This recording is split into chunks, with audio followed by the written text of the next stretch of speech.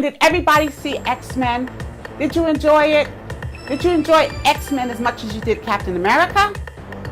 I think most people are saying no, but that doesn't mean it's not a great movie. I think the X-Men fanboys enjoyed the fight scenes. I want to say I love Michael Fassbender. Yeah. Michael Fassbender touched your heart when he brought out the intricacies of Magneto's character. The loss of the wife, the child, the reason why he's this mean, evil thing. And that's always so interesting when you look at characters. The backstory is always much more interesting than what the present role that they're playing on screen. So we did really enjoy X-Men. It opens up with a narration about the X-Men, saying how they are always ridiculed and ostracized. And like so many people who are different, they're bullied. And it opens up with this beautiful scene, a long shot of the ancient Egypt and how there always were mutants. People just didn't know what to call them, but that's what they were. It opens up with a 1973 history lesson from a teacher who's teaching the kids not to be prejudiced against these mutants. And she's showing them historical footage. At the same time, you see the mutants in the room trying to hide and assimilate with everybody else. But of course, at the end they can't. And they all seem to wind up at Xavier's School for the Gifted, which is of course Charles Xavier's school. And he has this big vision for the school. He doesn't want it just to be for the mutant kids. He wants it to be for everybody.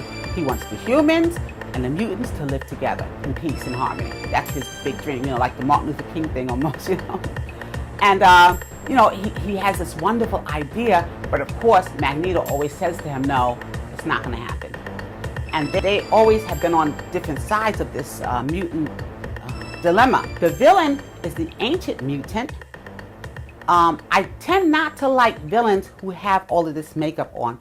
For me, I can't bond with them as much. And superhero movies are only as good as the villains. So when I see a villain, I need to be able to feel that I need to feel what he's feeling, whether it's anger, hate, whatever it is. And when they have on too much makeup, and I understand why they need the makeup on because they want to stay closer to the comic character. And I understand that's how he looked. He looked exactly the way he was supposed to look. That's fine. It's great. But to me, I cannot empathize with him as much as to why he wants to be God. He wants to be God, and all of these mutants are his children. And, he's going to teach them how to just decimate human beings and start all over again and raise them the way he wants and all this kind of stuff. All right, but you will enjoy it. It's spectacular looking. It's beautiful. Evan Peters steals a big scene, which he always does because his character is so intriguing.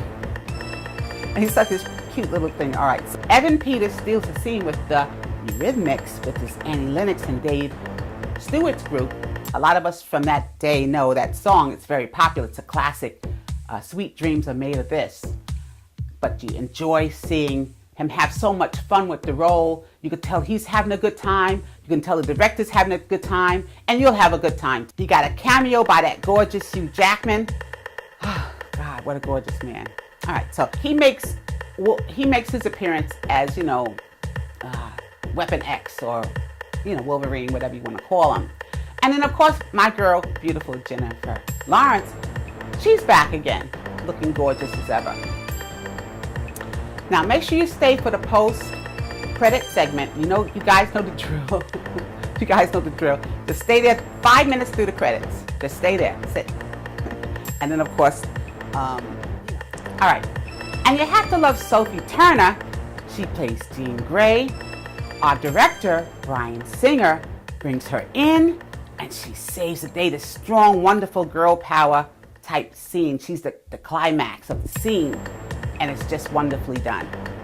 So I think you'll have a good time. All right, so is it better than Captain America?